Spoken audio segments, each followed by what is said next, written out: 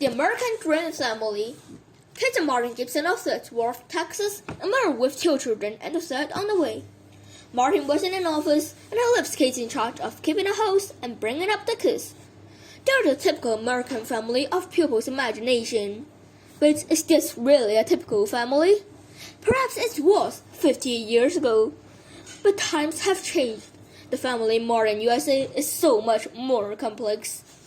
To begin with, marriages have become less stable, and as a result of this, there may be children from previous marriages in a family. So, a modern household may include any numbers of stepbrothers or sisters who have a different mother or father. For example, Jenny and Grant London of Albany, New York, have both been married and divorced twice before. Jenny has a son from her first marriage and a daughter from her second, and Grant had 2 daughters with his second wife before they split up. Luckily, the kids all get on with each other. We have so many spouses, in-laws, and stepchildren, says Greg. We always have a couple of guest bedrooms ready for when they drop by. Of course, this is no news that divorce is common in the USA. What is perhaps surprising is that, according to the statistics since 1996, the divorce rate has actually gone down. But this is partly because many couples do not get married in the first place. All in all, it is easy to see that parenthood is a much more complex phenomenon than that of the stereotypical Gibson family.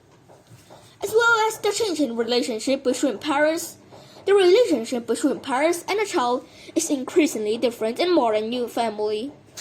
It has become more usual to see a couple with a child from a completely different racial background because of an increase in adoption.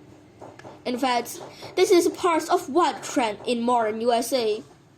Families today are generally much more ethnically diverse. Another difference is that the size of the average family. Kate Gibson had her first child when she was 23, which is typical 50 years ago. But nowadays, most women postpone motherhood till later in life as they expect to establish their own career before starting a family. This often results in smaller families. If you start a family later on in your life, you tend to have a fewer children.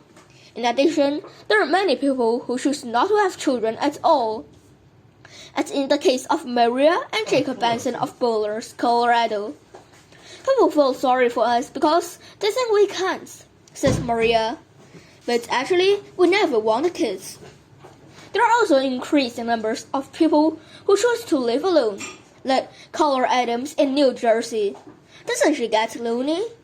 After I had slept up with my last boyfriend, she says, I discovered that I actually prefer my own company. Despite all of these changes, the old-fashioned concept of stably married parents with 2 or more children and a dog remains a powerful aspiration for many Americans. Even though times have changed, in some respects, the dream has remained the same. So are Kate and Martin Gibson happy to be living the American dream? Just wish I had a bit more time to myself. Sometimes, says Kate.